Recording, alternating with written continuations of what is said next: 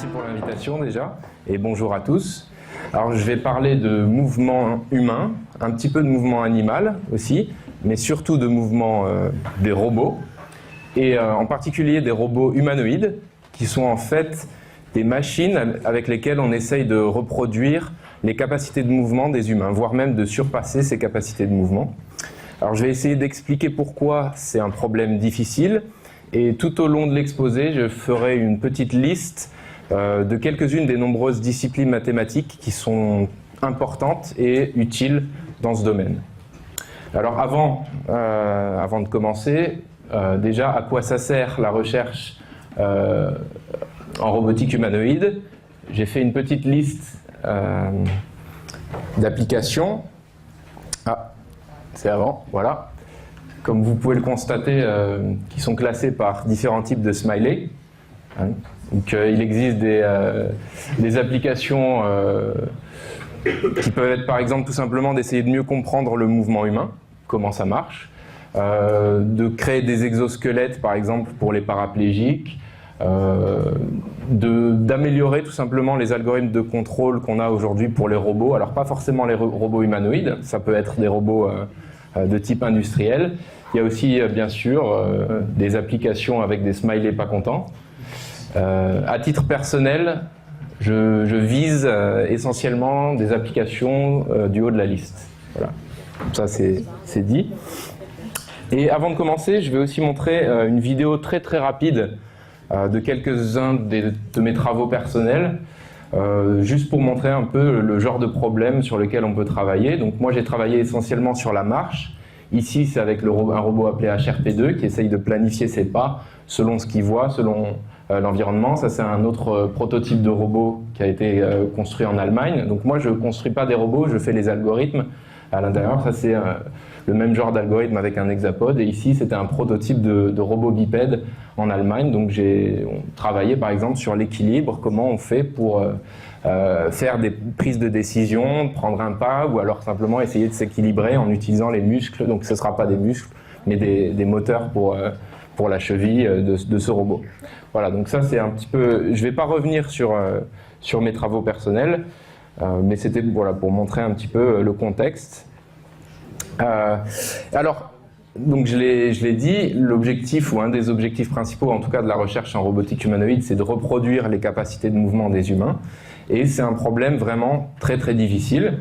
Alors pour montrer à quel point c'est difficile, je passe ici une petite vidéo donc, qui a été prise au DARPA Challenge, qui était un grand défi de robotique humanoïde, dont la finale a eu lieu l'an dernier. Et donc là, on peut voir un des objectifs, une des tâches. Donc les tâches, c'était de faire plein de choses que peuvent avoir à faire des gens qui interviennent dans des sites, par exemple comme Fukushima.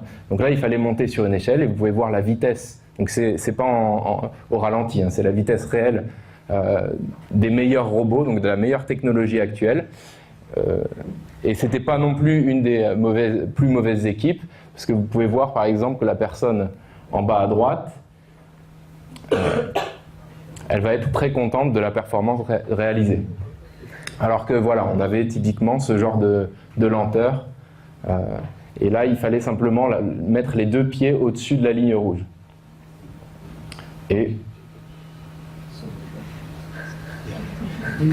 tâche accomplie, voilà. Donc, tout le monde est très content.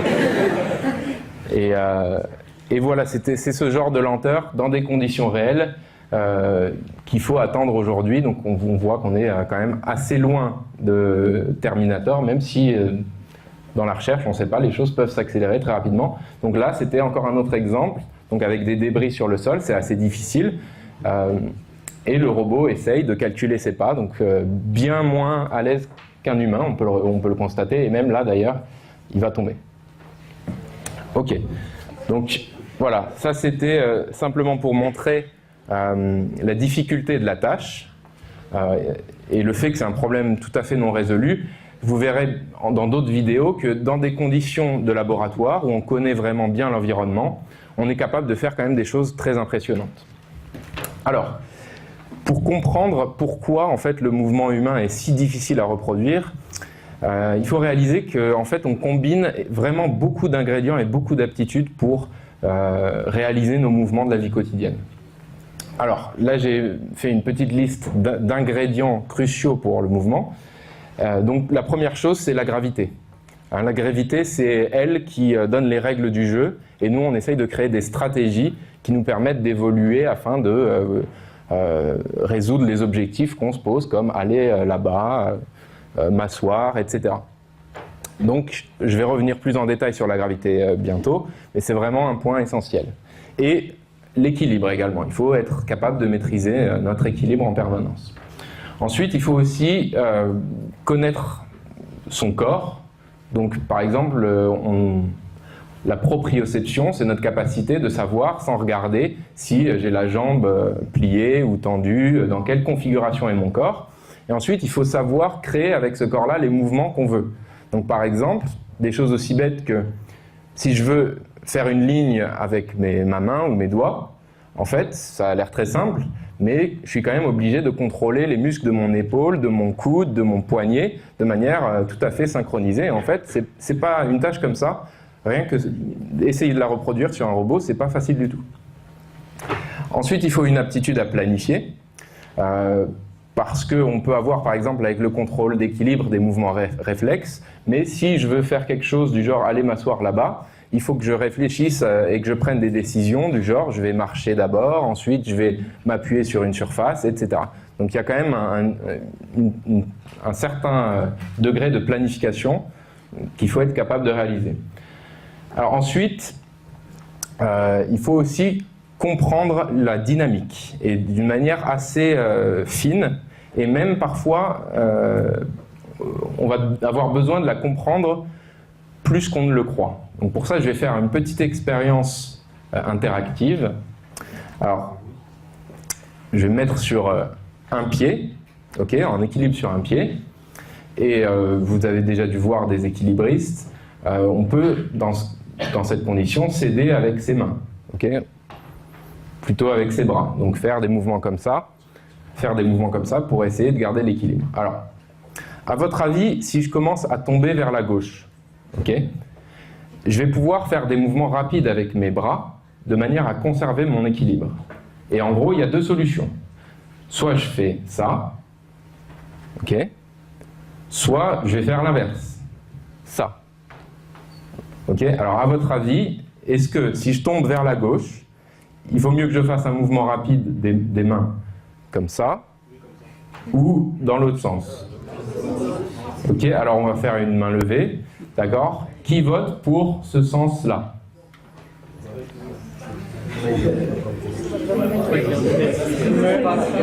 Ok, donc on va dire une quinzaine de mains levées. Et qui vote maintenant pour l'inverse? Ça. Alors une écrasante majorité vote pour ça. Ok. Bon, c'est pas la bonne réponse. Hein? La bonne réponse, c'est de faire ça. Ok. Et pourquoi? En fait, c'est parce qu'on utilise un principe qu'on appelle la conservation du moment angulaire. Vous en avez peut-être déjà entendu parler. Je ne vais pas rentrer dans les détails, donc à aucun moment je vais rentrer vraiment dans les détails.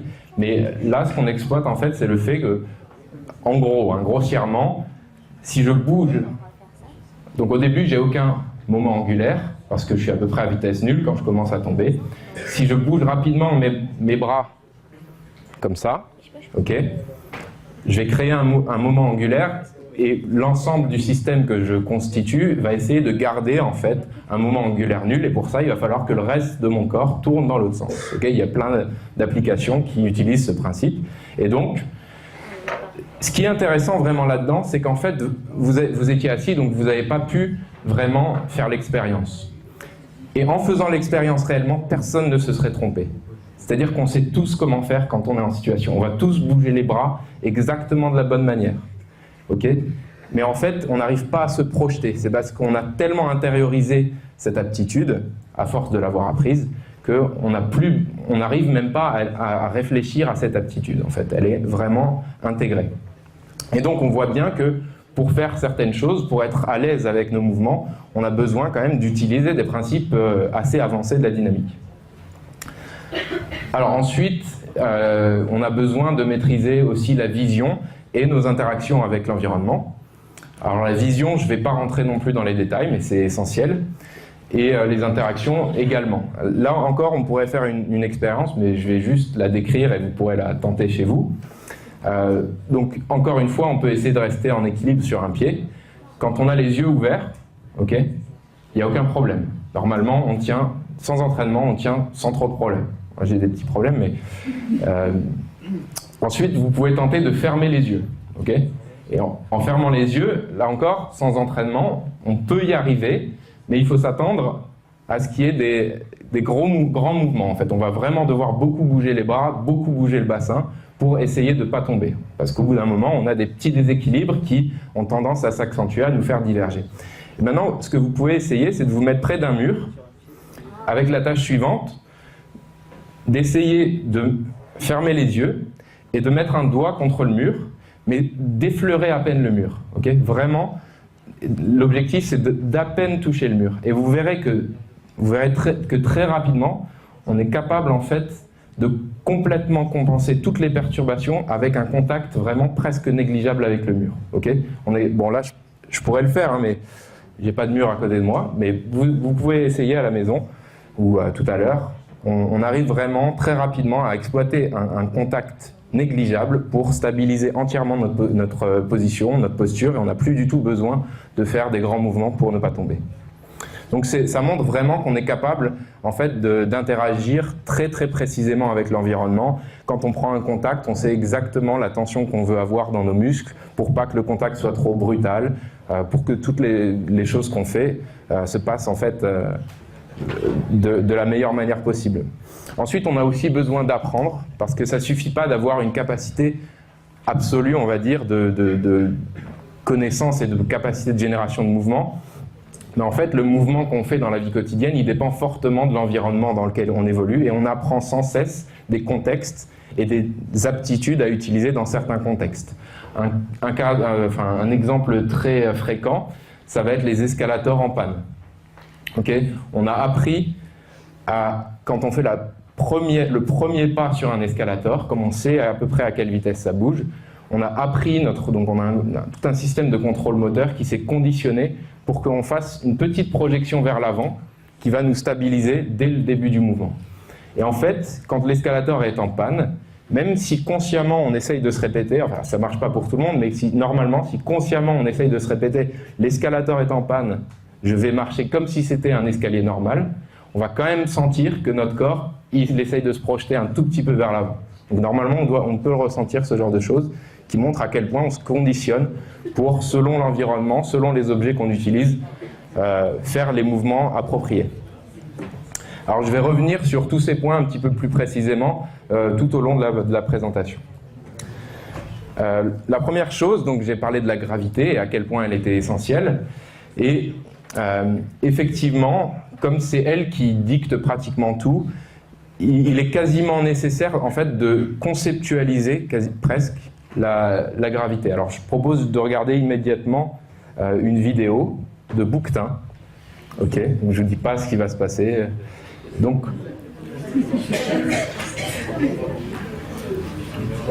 je vais commenter après. Je vais être... A, il tombe. B, il... Ok. Donc, la chose intéressante avec ces animaux-là, donc j'ai une autre vidéo. Chose intéressante, c'est que quand on regarde leurs mouvements, on voit qu'ils ont une maîtrise absolue de la gravité. Ils sont très très très précis dans le positionnement de leur corps, le positionnement de leurs jambes et de leurs pieds, en fait. Et on peut même se poser la question, est-ce qu'ils ont vraiment conscience de la gravité? Alors là, quand on se pose cette question, on s'aperçoit que c'est pas facile de trancher, parce que d'un côté, on a envie de se dire, un apprentissage normal, c'est fait de quoi? C'est fait d'essais et d'erreurs. Okay, un enfant qui apprend à marcher, il va tomber, il va se relever. Mais eux, forcément, quelque part, ils sont conscients que l'erreur, c'est pas une option, en fait. Okay. Et ensuite, on peut se demander, si vraiment l'erreur, c'est pas une option, si vraiment ils ont conscience de ce qui peut se passer avec les effets de la gravité, qu'est-ce que ça veut dire sur leur comportement? Est-ce qu'ils sont tous shootés à l'adrénaline? On peut se poser la question en tout cas, et je ne vais pas trancher, mais ça laisse assez perplexe de voir des animaux qui font des choses aussi dangereuses. Est-ce qu'ils ont vraiment conscience du danger, ou est-ce que simplement ils pensent qu'ils sont suffisamment forts dans leurs aptitudes pour ne pas risquer grand-chose? Bon, c'est une question, mais en tout cas, la gravité c'est essentiel, et un autre aspect intéressant de la gravité, c'est qu'un peu partout, elle va créer des équilibres stables et des équilibres instables. D'accord? Et souvent, ça a à voir avec la géométrie des objets. Donc par exemple, si vous mettez deux objets convexes l'un sur l'autre, ça va créer un équilibre instable. Si je prends mon téléphone, je le pose comme ça, c'est un équilibre stable. J'essaye de le poser comme ça, voire comme ça. Je vais trouver un équilibre, un endroit d'équilibre, mais il va être très très instable et la moindre perturbation va le faire tomber. Donc ces notions-là d'équilibre instable, on doit les maîtriser totalement pour être capable de générer des mouvements. Et là, je donne un petit exemple d'objet assez sympathique qui a été conçu par des chercheurs de Zurich. Et on voit qu'il est sur une configuration d'équilibre totalement instable, mais ici, il peut contrôler quelque chose. Donc, en l'occurrence, il fait appel au même principe de la conservation du moment angulaire pour réguler, en fait, sa position. Et donc, on s'aperçoit que quand on a quelque chose qui nous permet de contrôler nos mouvements, on peut transformer, en fait, un équilibre instable en équilibre stable. Et ça, c'est un des problèmes fondamentaux de la théorie du contrôle. Okay? Donc je vais commencer maintenant à parler un tout petit peu de maths, et je vais donner un exemple qui est le plus simple possible. C'est un exemple linéaire. Donc on a un système qui va être décrit par un vecteur qui représente son état, donc c'est le vecteur x. Okay? Et en général, les systèmes qu'on rencontre dans le monde physique, on peut souvent décrire leur évolution par des équations différentielles, ici de type x point, okay, donc la dérivée de x va dépendre d'une fonction qui elle-même dépend à la fois de x, donc de l'état courant, et d'un certain u qui va représenter le contrôle. Donc nous, par exemple, quand on est dans une certaine position, ce qui va se passer juste après, ça dépend de la position de notre corps, la vitesse de notre corps, des différents éléments de notre corps, mais aussi de comment on va activer nos muscles, etc. Donc, là, ce serait notre U, le contrôle.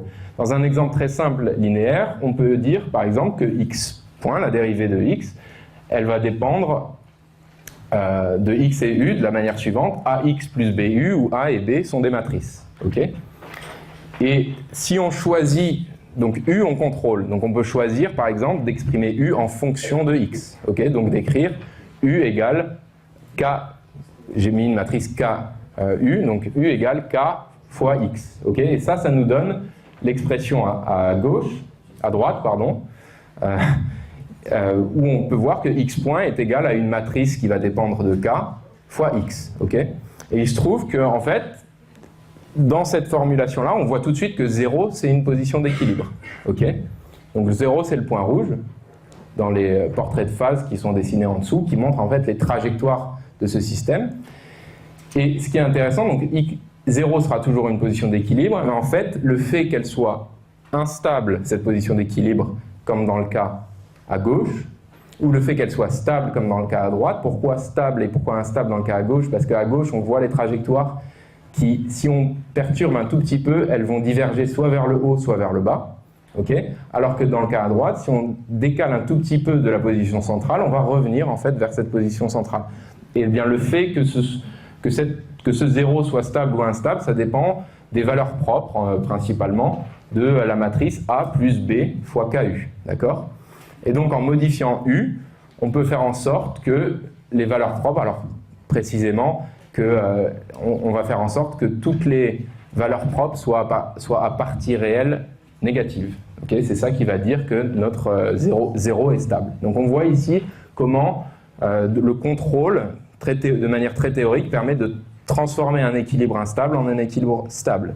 Okay? C'est ce qui va se passer dans la robotique. Alors sauf que on va être très souvent dans des cas de figure bien plus compliqués. Donc on aura plusieurs problèmes qui sont importants en théorie du contrôle. L'observabilité de l'état, c'est-à-dire est-ce qu'en fait ce X on peut le mesurer avec tous les capteurs qu'on a. Okay. L'échantillonnage, c'est-à-dire que si on est sur un robot, les équations d'avant elles étaient continues, mais là on va faire des mesures qu'à des instants discrets dans le temps. Est-ce qu'on peut quand même reconstruire quelque chose qui va nous permettre de stabiliser le système? Ensuite, la plupart des lois seront non linéaires, ce qui rend les choses beaucoup plus compliquées, etc. Il nous faudra de la robustesse, etc., etc. Donc il y a vraiment beaucoup de problèmes très théoriques de la théorie du contrôle qui sont cruciaux en robotique. Et donc là, une application très simple. Donc c'est l'exemple que j'ai fait, un robot qui est sur une jambe. Et donc vous allez voir, il va tomber vers sa gauche et il bouge bien les bras dans le bon sens, okay, pour garder son équilibre. Alors là, on voit quand même la différence dans des conditions de laboratoire. On est capable de faire des choses très très impressionnantes. Donc là, on voit vraiment, il utilise le moment angulaire de manière très efficace. Alors là, en situation de marche, encore une fois, dans des conditions de laboratoire, mais quand même avec des graviers, on peut voir voilà, qu'on commence à savoir faire des choses très complexes. Okay. Alors, une autre chose importante, comme je l'ai dit précédemment, c'est de contrôler les mouvements de son corps. Alors là, je vais prendre un exemple avec un robot avec plusieurs degrés de liberté. Alors les degrés de liberté du robot, c'est ses articulations. Okay, donc ici, on voit qu'il a 4 articulations, une à la base et 3 ensuite. Et on peut essayer de dire, selon les tâches qu'on a à faire, donc typiquement une tâche de saisie, moi je veux saisir cet objet-là, je vais devoir choisir une configuration de mon bras. Okay, et pareil, cet objet vert dans le plan, donc qui va définir 2 contraintes, une contrainte sur X, une contrainte sur Y. Okay, il va falloir aller saisir cet objet vert. Et en fait, si le robot a plus que 2 degrés de liberté, donc en l'occurrence ici 4, il va y avoir une infinité de possibilités pour saisir cet objet vert. Donc là, on en voit 2, mais en fait, il y en a une infinité.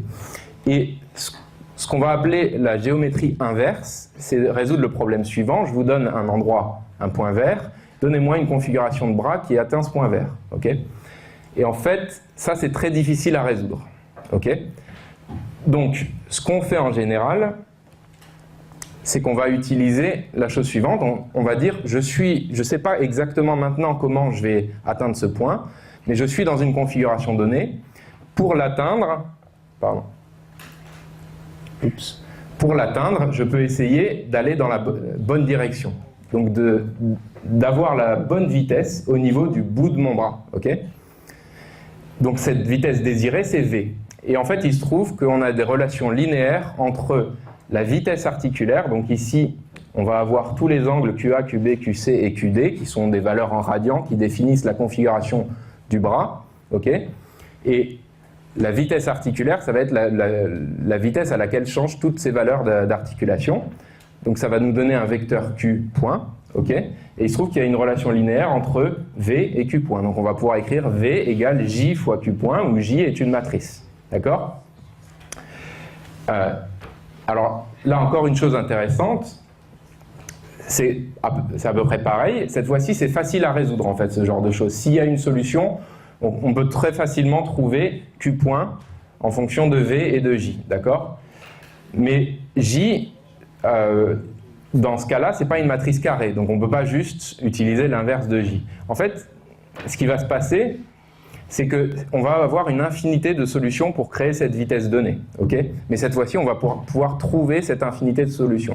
Alors pour être un tout petit peu précis, l'ensemble des Q-points qui vont réaliser cette vitesse V, ça va être un sous-espace affine, dont donc s'il y a une solution, dont la dimension sera égale au noyau, enfin la dimension du noyau de la matrice J. Okay, ici, c'est une matrice de 4. D'accord, puisque V, c'est une vitesse planaire et Q point, il est de taille 4.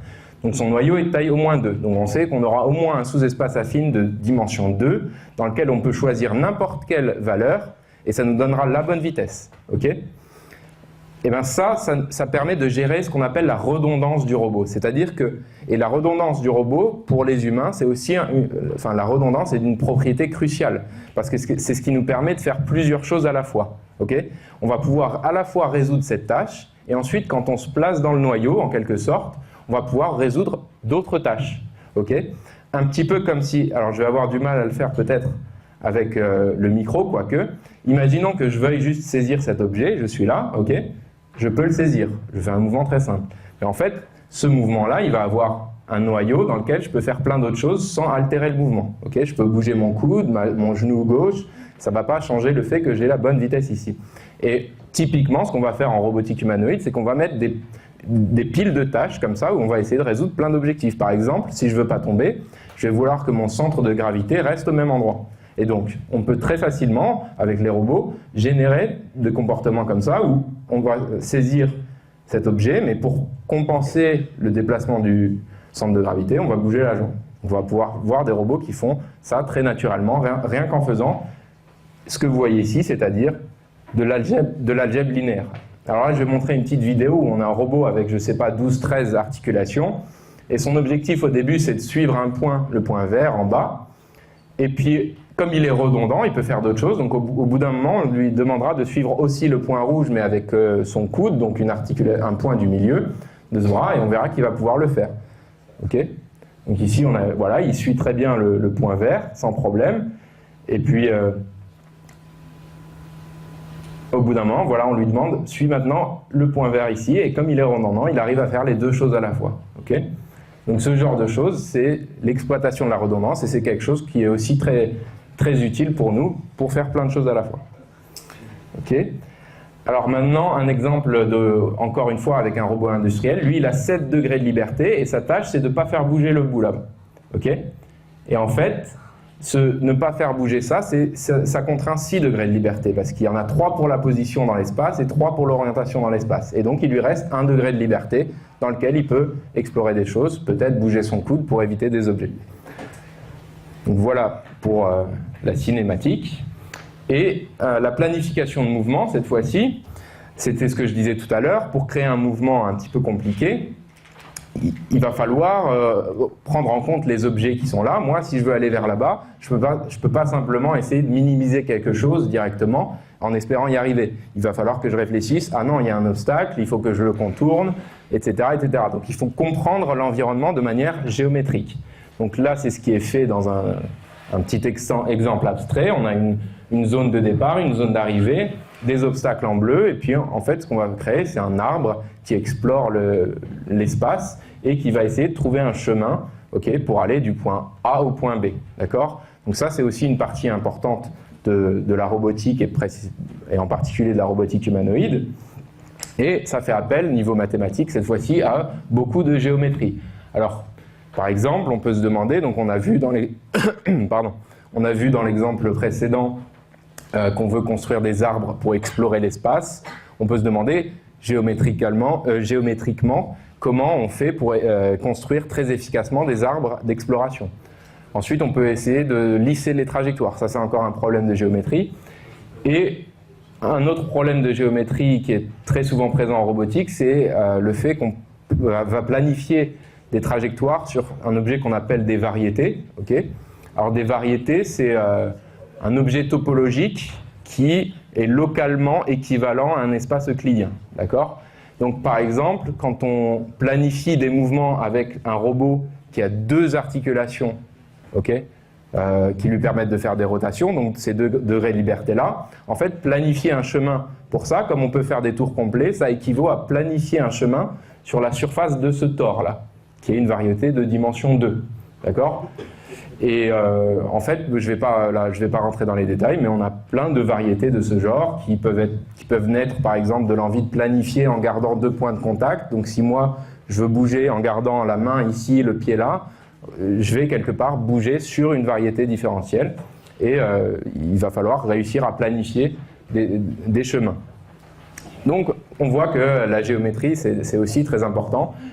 Également pour la perception, c'est-à-dire par exemple si on a des capteurs qui perçoivent les objets comme des nuages de points, comment regrouper les nuages de points ce qu'on va appeler des clusters, comment distinguer différents types d'obstacles, etc. Alors, donc là on a vu la planification, le contrôle de l'équilibre, mais ça c'est pas suffisant encore. Parce que par exemple, si on essaye de planifier en restant tout le temps près de configuration d'équilibre, on va pas réussir à faire des choses très fluides. Par exemple, un exemple typique, la marche. Okay, la marche en fait elle est dynamique, c'est-à-dire que quand on commence un pas, très rapidement après, on ne peut plus s'arrêter. On ne va pas pouvoir choisir de ne pas poser le pied, on est sûr que le pied va tomber. Si on essayait de planifier un mouvement de marche en étant uniquement en situation d'équilibre, on serait obligé de faire quelque chose comme ça, très lent, où on bascule tout son centre de gravité au-dessus du pied d'appui, et où on fait des choses comme ça. Donc ce ne serait pas fluide du tout.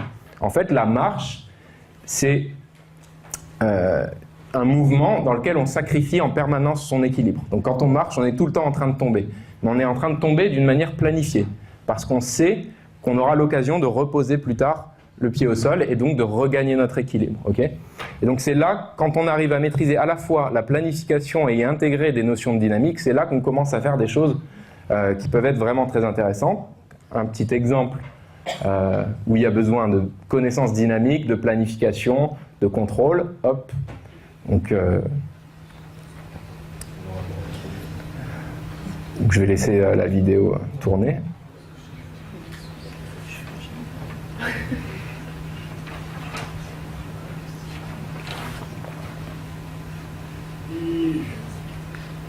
Voilà, donc des gens qui maîtrisent assez bien tous ces différents ingrédients. Bien sûr, si on a un corps qui est encore mieux designé et avec un meilleur rapport force-poids, on peut faire des choses qui sont encore bien plus spectaculaires. Là, c'est un gibbon qui a également une très bonne maîtrise de tous les aspects dynamiques du mouvement.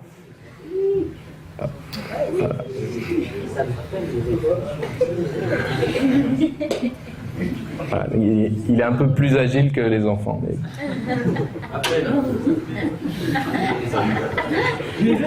Et on va dire que c'est du même ordre de grandeur.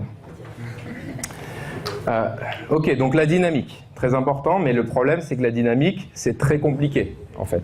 Donc ici, j'ai mis l'équation, ce qu'on appelle l'équation d'Euler-Lagrange de la robotique, qui est utilisée dans vraiment un bon pourcentage des articles sur la robotique. En fait, vous pouvez la voir comme une reformulation de la seconde loi de Newton, donc force égale masse fois l'accélération, mais sauf que c'est réécrit de manière intelligente en fait sur tout le corps du robot en faisant disparaître toutes les forces internes qui se compensent. Okay, donc n'apparaissent plus que les forces en fait qui vont être directement liées aux différents degrés de liberté du robot. Okay, donc typiquement quand on a un robot avec des articulations, on va placer un moteur dans chaque articulation et on va avoir un vecteur tau là-bas qui lui contient en gros toutes les forces qu'on applique sur les différents degrés de liberté du robot. Ensuite ici on a un terme qui va dépendre des forces de contact. Ici, on a ce qu'on appelle la matrice d'inertie généralisée. Et ici, donc Q, c'est encore une fois la valeur de toutes les articulations. Donc l'angle de chaque articulation du robot, c'est ce qui va définir son état. Donc ici, l'accélération de ces valeurs articulaires. Ici, c'est un terme qui va comprendre tous les effets inertiels, donc les accélérations d'entraînement et de Coriolis. Et ici, on a un terme qui va prendre en compte les effets de la gravité. Alors cette équation, elle est très pratique et elle fait appel à des maths qui sont la mécanique analytique. Et on peut faire des recherches en maths pour essayer de reformuler encore mieux peut-être toute la dynamique des robots de manière plus efficace, pour calculer plus efficacement. Alors ce qui nous intéresse cette fois-ci, c'est quelles sont les forces que je dois appliquer, quels sont les courants en fait que je dois mettre dans les moteurs de mon robot pour obtenir telle accélération au niveau des articulations. Okay, et c'est très difficile parce que c'est hautement non linéaire, on va dire. Mais une fois qu'on a ça, on peut faire des choses assez intéressantes. Par exemple, on peut faire ce qu'on appelle la compensation de gravité. Okay, ici, on voit un terme qui dépend de la gravité. Ben, je peux utiliser maintenant directement ce que je contrôle, c'est-à-dire taux, pour égaliser ce terme-là et le faire disparaître. Alors là, je vais te montrer un exemple concret sur un robot. Donc ici, c'est un robot qui connaît la masse qu'il a à manipuler et il compense exactement la gravité. Du coup, quand on manipule cette masse, c'est comme si elle avait une masse négligeable, en fait. Okay, voilà, ça c'était un exemple. Alors un autre exemple, sans rentrer dans les détails encore une fois, le problème avec cette dynamique, qui est très difficile à maîtriser, c'est qu'on va difficilement planifier des choses en intégrant tous les effets de la dynamique. Et une manière de faire, ça va être de discrétiser selon des instants de temps nos futures valeurs articulaires, donc les futures valeurs de Q, qu'on a noté ici Q1, Q2 jusqu'à Qn. Okay, et ce qu'on peut faire, c'est écrire les lois de la dynamique comme des contraintes. D'accord ? Ici, ce qu'on va faire, c'est qu'on va discrétiser pour obtenir des contraintes sur le fait que Q point, ça doit être la dérivée de Q, Q point point, ça doit être la dérivée de Q point. On peut écrire ça de manière un petit peu discrète. Ça va nous donner plein de contraintes comme ça. Et ça nous permet de faire donc de l'optimisation sous contrainte, où on va essayer de minimiser un objectif. Par exemple, un objectif encore une fois, ça peut être atteindre quelque chose en minimisant l'énergie dépensée, etc., en respectant les contraintes qui vont faire que le mouvement est valide. Okay, donc ça fait appel en plein de maths, des maths de l'optimisation, aussi des maths du calcul infinitésimal, parce qu'en pratique, ce qu'on peut faire, c'est tenter une valeur aléatoire donc de ce très très grand vecteur Q1 jusqu'à Qn, et puis choisir, utiliser une méthode de descente de gradient pour trouver un minimum local par rapport au coût qu'on se sera donné. Je ne sais pas si c'est très clair, mais en tout cas, les mathématiques de l'optimisation, de la recherche opérationnelle, permettent de trouver des solutions intéressantes d'un point de vue robotique. Alors là, je vais peut-être, encore une fois, être assez succinct sur ces problèmes-là. Bon, là, on arrive vraiment aux limites de ce qu'on sait faire avec la robotique humanoïde, c'est-à-dire que les vidéos que j'ai montrées avec les gens qui font de l'escalade, etc., on n'arrive pas du tout à le reproduire. Pourquoi ? Parce qu'on n'arrive pas à la fois planifier et prendre en compte la dynamique. Et une manière naturelle de le faire, ce serait d'utiliser des approches qu'on va qualifier d'hybrides. Alors, c'est-à-dire, ce seraient des modèles qui ont à la fois des composantes continues et des composantes discrètes. Pourquoi on a envie de faire ça ? Parce qu'une manière de modéliser le mouvement humain, c'est des mouvements continus, mais aussi des prises de contact. Et les prises de contact, on a envie de les modéliser comme des événements discrets. Donc, à un moment donné, j'ai pas de contact, et à un moment donné, hop, je mets ma main sur la table, j'ai un nouveau contact. Au moment où je place ma main et que je prends un nouveau contact, les équations de ma dynamique vont changer d'un seul coup. D'accord ? Et ce qu'on voudrait, c'est explorer ces différents événements possibles, donc une prise de contact ici, une prise de contact là, tout en sachant quelle dynamique on va, à quelle dynamique on va être soumis dans ces états-là. Okay ? Donc ça représenterait des systèmes hybrides. Okay ? J'ai mis un exemple là, donc on peut les modéliser un petit peu comme des automates, où dans chaque état, on a une certaine dynamique, okay, et sous certaines conditions, on peut sauter d'un état à un autre. Okay. L'état où j'ai pas de contact avec ma main, un état, hop, j'ai un contact avec ma main. Okay.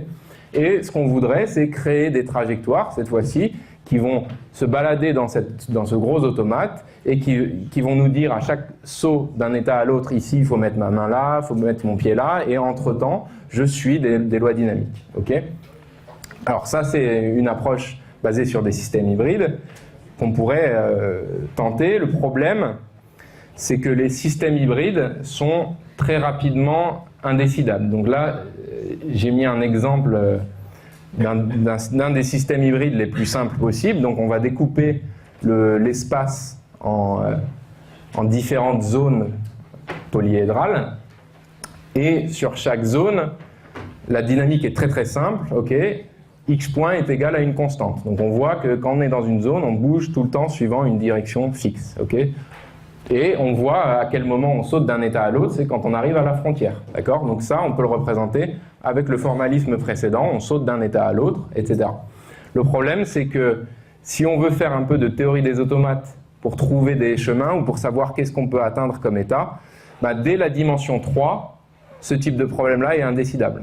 On n'aura jamais d'algorithme qui nous permette de les résoudre. Okay? Et c'est d'autant plus dur avec la robotique que la dynamique à laquelle sont soumis les robots, elle tend à être chaotique. Donc là, je vais montrer un petit peu pourquoi. Donc elle est hautement non linéaire, beaucoup plus dure que V égale constante. Là, on a en fait deux bras. Je vais peut-être la repasser en expliquant d'abord de quoi il s'agit. On a deux bras qui vont être soumis simplement à la gravité. Okay, deux pendules, double pendule. Et au début, la différence de configuration sur le dernier degré de liberté, elle est égale à 1/50e de degré, d'accord? Donc c'est extrêmement petit.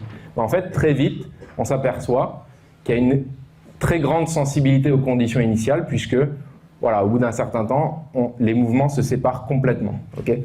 Et c'est un peu la même chose quand on essaye de planifier des mouvements de marche. Le problème, c'est que si on a une différence très petite au début, peut-être qu'à la fin du pas, notre robot il sera soit sur le sol, soit sans problème, il posera l'autre pied. D'accord? Donc c'est pour ça que les approches hybrides où on voudrait aller dans un état et se dire bon là tout va bien se passer, en fait c'est très très difficile.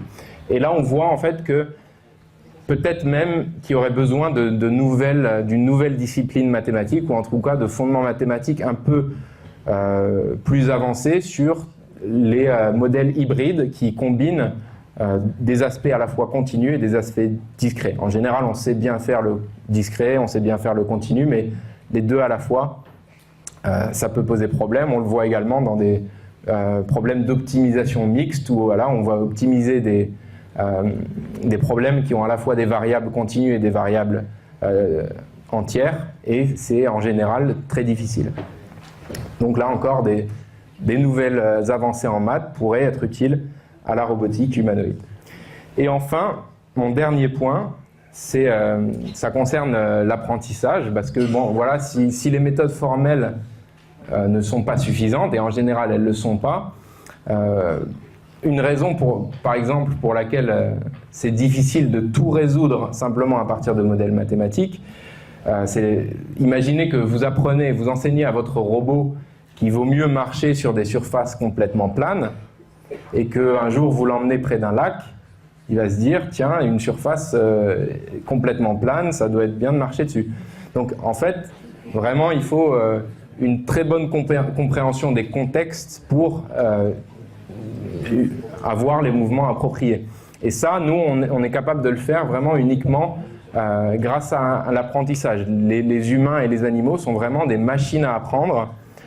Et il y a beaucoup de zones dans notre cerveau qui sont spécialement dédiées à l'apprentissage et à l'exécution des mouvements. Alors là, j'ai pris un exemple avec des lémuriens, donc encore des maîtres du mouvement, en quelque sorte, sorte de super ninja, avec des très hauts niveaux de difficulté. Là, c'est entre deux cactus, et là, c'est avec un bébé sur le dos. Alors, quand même,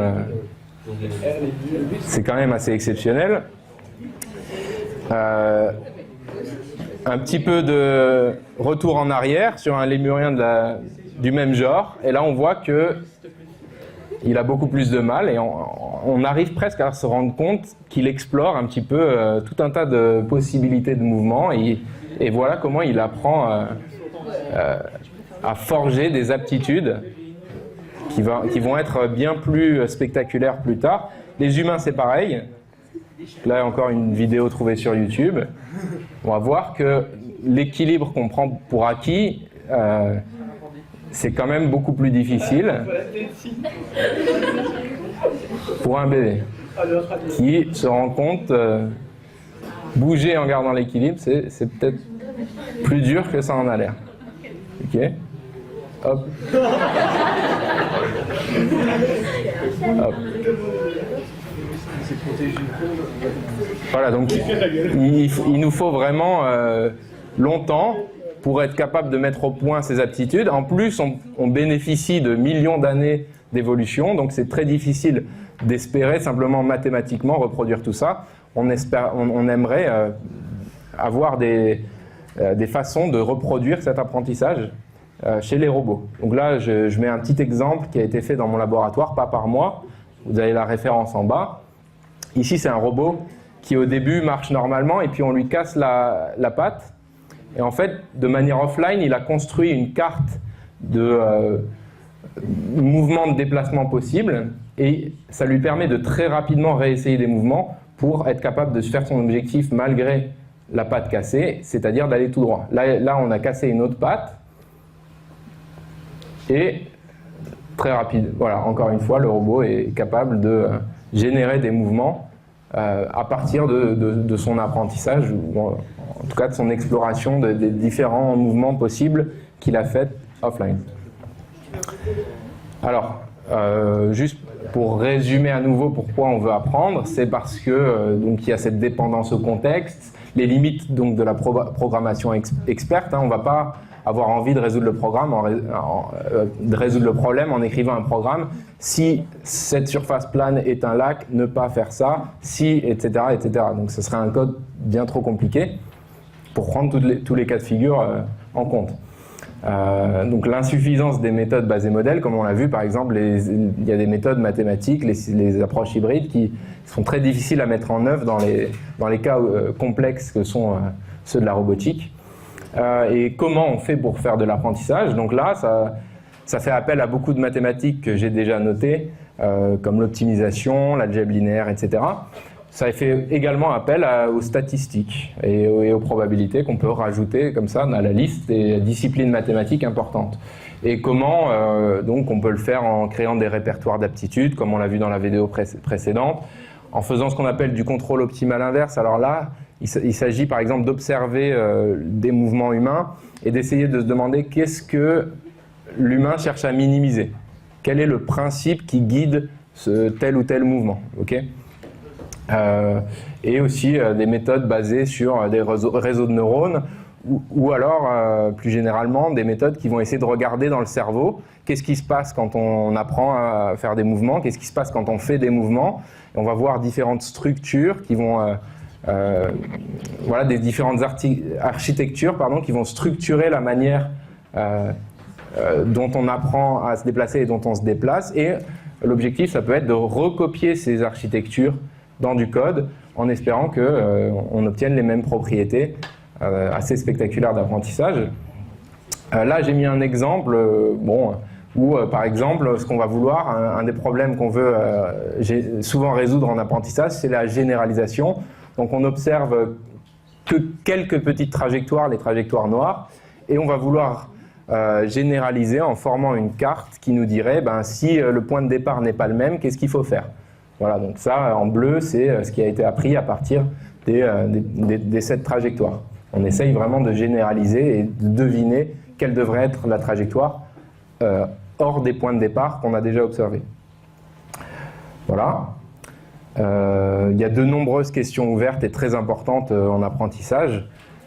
Par exemple, ce qu'on voudrait faire, c'est en fait pas juste apprendre à partir de rien. C'est utiliser notre connaissance mathématique de la mécanique et fournir ça comme information à des algorithmes d'apprentissage pour les accélérer et pour en fait avoir un petit peu le meilleur des deux mondes, c'est-à-dire à la fois les connaissances mathématiques formelles et physiques et aussi un apprentissage qui est très flexible, très contextuel, etc.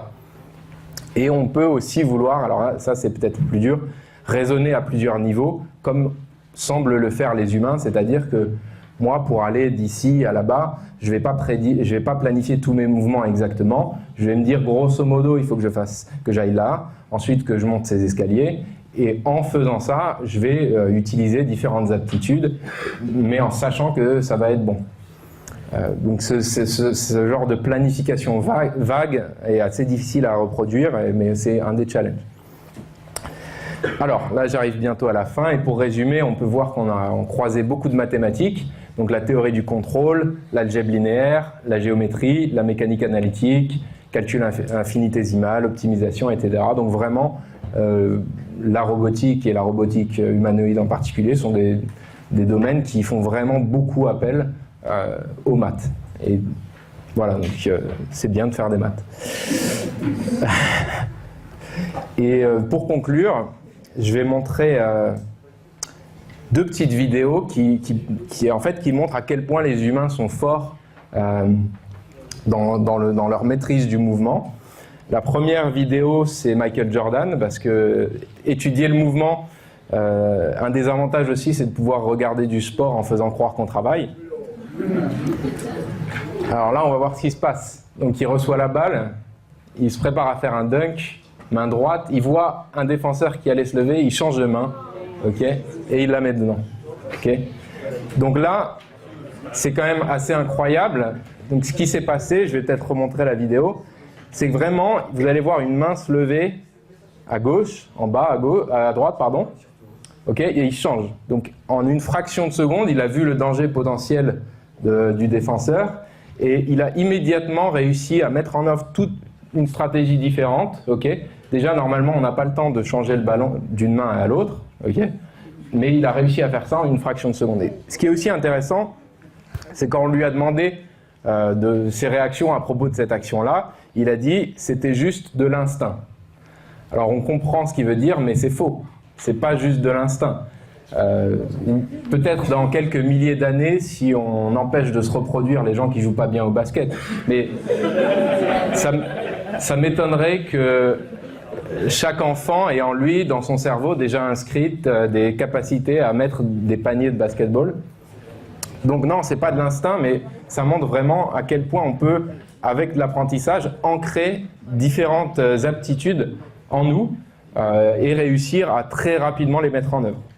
Le deuxième exemple qui résume un peu tout, il se passe un peu moins bien, mais c'est tout aussi extraordinaire. On voit cet homme. Voilà. Alors,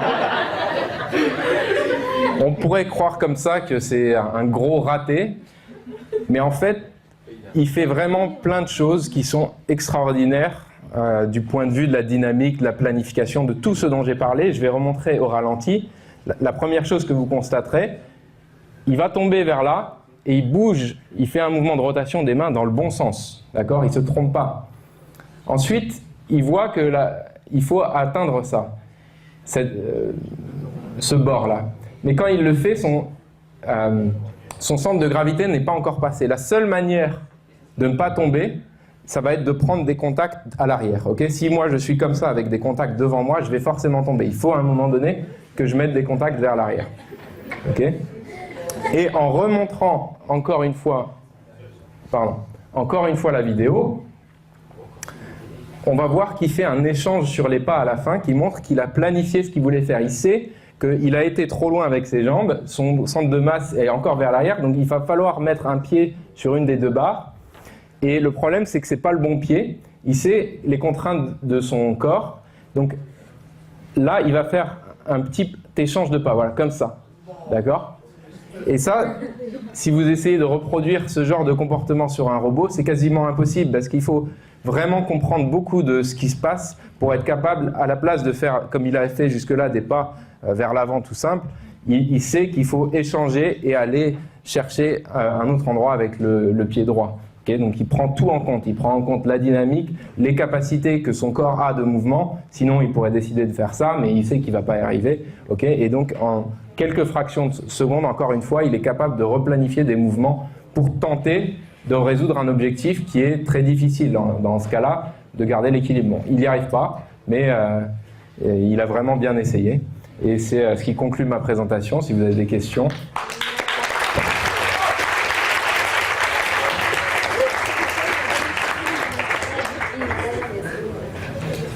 Oui. Vous avez parlé de la vision tout à l'heure. Nous, les humains, pour l'apprentissage, on a la capacité aussi de voir et de photographier aussi des choses. Est-ce que ça, c'est des choses sur lesquelles on travaille pour les robots aussi, d'enregistrer les images pour Oui, oui. Alors la question, c'est sur la vision et sur comment on combine pendant l'apprentissage nos capacités de vision. Et effectivement, c'est des choses qu'on essaye de reproduire. Donc notamment, on sait que on est capable de visualiser ce que vont faire certaines de nos actions musculaires, d'accord? Donc je sais que si je bouge tel muscle, je vais faire bouger dans l'image ma main, ok? On est aussi capable de faire ce qu'on appelle de l'asservissement visuel, okay, et c'est un peu ce qu'on fait quand on reste en équilibre. On prend un point et on va voir si on bouge par rapport, si notre vision fait bouger ce point ou non, et ça va nous permettre de décider exactement quoi faire. Donc ça a été beaucoup étudié aussi en robotique, où on prend directement une image caméra, okay, et on sait quelle veut être l'image qu'on veut avoir. Par exemple, garder stable cette image, et on fait un asservissement visuel sur cette image, c'est-à-dire que dès que l'image se décale, on va utiliser les moteurs du robot pour se recaler. Okay, et on a aussi beaucoup d'exemples d'algorithmes d'apprentissage qui vont essayer de maîtriser au mieux, voilà, à la fois la vision et juste le mouvement lui-même. Oui? Vous pensez qu'on pourra reproduire un mouvement humain dans combien de temps environ? Alors, dans combien de temps on peut reproduire un mouvement humain? En fait, c'est très difficile à dire. Alors, un petit exemple, c'est... je crois que ça s'appelle la RoboCup. En tout cas, il y a un challenge qui est de faire jouer des robots au football. Okay, tous les ans, il y a une compétition. Et l'objectif, c'est qu'en 2050, la meilleure équipe de football composée de robots soit meilleure que la meilleure équipe de football composée d'humains. Voilà, l'objectif, c'est 2050. Moi, honnêtement, je ne sais pas, parce que si on regarde les résultats que j'ai montrés en 2015, on peut se dire on est extrêmement loin de la chose. Mais il y a aussi beaucoup de difficultés qui ne dépendent pas uniquement du software, mais aussi du hardware. Okay, quel est le poids de la batterie? Quel est le poids des moteurs? Quelle est la puissance des moteurs? Okay, si on augmente tout ça, on augmente les capacités du robot. Et en plus, là, on a des algorithmes d'apprentissage qui deviennent soudainement très très forts à cause de voilà, notre capacité à la fois d'avoir beaucoup de données, d'avoir une très grande mémoire et de paralléliser les calculs. Donc, ce qui est sûr, c'est il semble qu'on en est très loin, mais les choses peuvent s'accélérer. Donc, je vais pas dire comme ça dans 10 ans, dans 20 ans, etc. Mais il y a plusieurs possibilités. Soit on va s'apercevoir qu'il y a des problèmes vraiment intrinsèques qu'on n'arrive pas à résoudre, soit les choses vont se passer comme ça en accélérant, et peut-être dans 10 ans, on aura un mouvement un robot capable de bouger mieux que les humains. Cette discipline, elle a commencé quand, en fait? Alors, quand a commencé la discipline, c'est il y avait déjà des bases théoriques dans les années 70, par exemple. C'est au début des années 90, vraiment, on a réussi à faire des machines qui commençaient un tout petit peu à marcher. Je crois que Asimo, le robot Asimo, normalement vous connaissez, c'est un robot blanc de chez Honda. Il a dû sortir en 2000. Là, c'était vraiment un pas en avant. Pour la première fois, on démontrait vraiment des capacités qui commençaient à être proches des humains. Donc, début 2000, là, il y a vraiment eu un début d'explosion.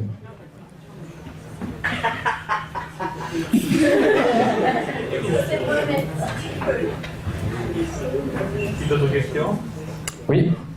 Pour l'équilibre, la contrainte du temps réel par rapport à la force que se prend le robot, comment vous la gérez? Oui, alors la contrainte du temps réel pour les robots et pour l'équilibre, effectivement, la plupart du temps, les robots, on va leur mettre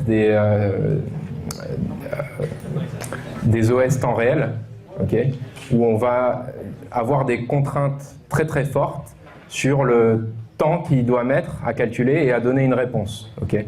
Donc effectivement, on va avoir des retours capteurs, et il a le droit de réfléchir, mais s'il n'a pas trouvé une solution, il faut qu'il donne quelque chose au bout de tant de millisecondes. Donc on a des boucles de temps différents. Par exemple, généralement, pour faire du contrôle en force, c'est ça qui demande le plus de réactivité, donc de contrôler les interactions, il faut faire tout en 1 milliseconde, par exemple. Si on est capable de faire ça, on peut avoir du contrôle en force. Mais effectivement, il y a des contraintes très fortes sur le temps réel.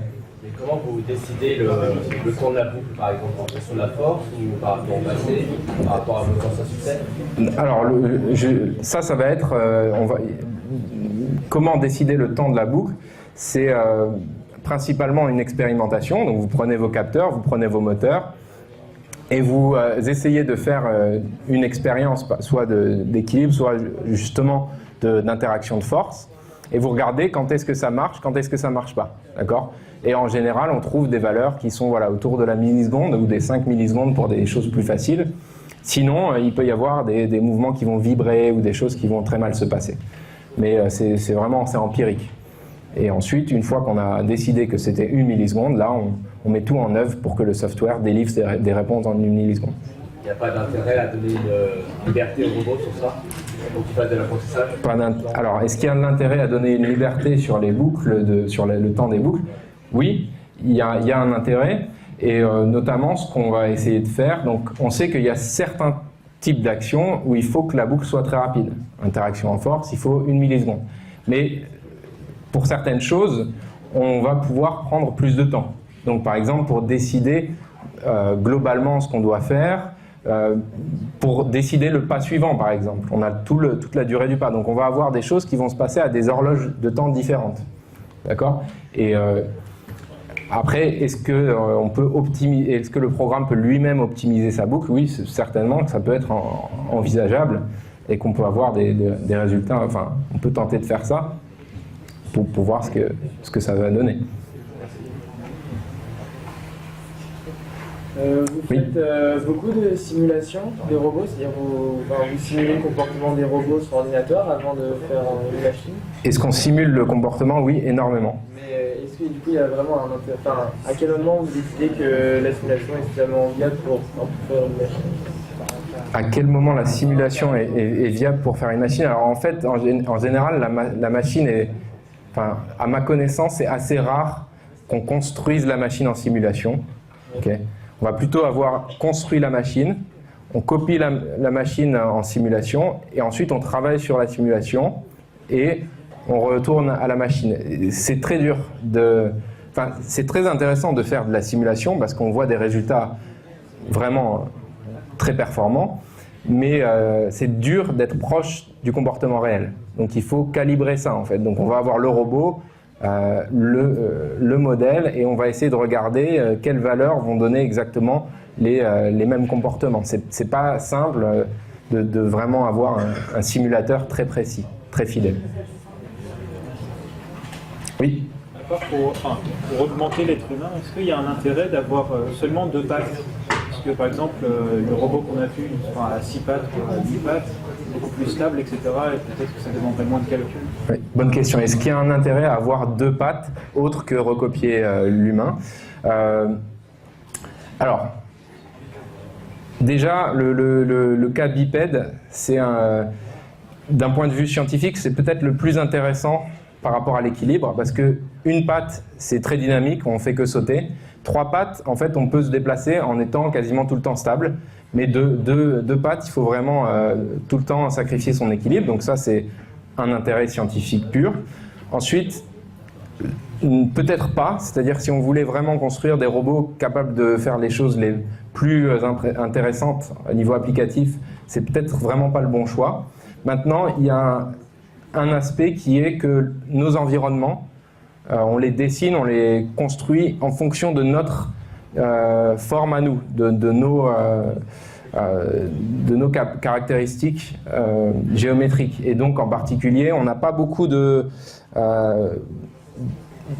notre corps, les jambes, elles sont assez fines. Donc par exemple, on va avoir des endroits où il y a peu d'espace pour passer, on arrive à passer avec les jambes. Peut-être que si un robot a 3 jambes ou 4 jambes, il ne va pas pouvoir le faire. Donc recopier la morphologie humaine, ça sert également à espérer pouvoir insérer directement le robot dans l'environnement humain sans avoir à changer cet environnement pour le robot. Oui. Tout à l'heure, en regardant les bulletins, ils en avaient 4 de pattes qui bouillaient vachement bien. Hein. Ah oui, c'est sûr que si.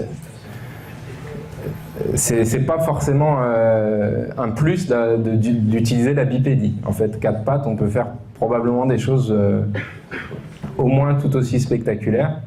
Et effectivement, on pourrait suivre le modèle du bouquetin pour faire un design de robot. Philippe, c'est $1 million.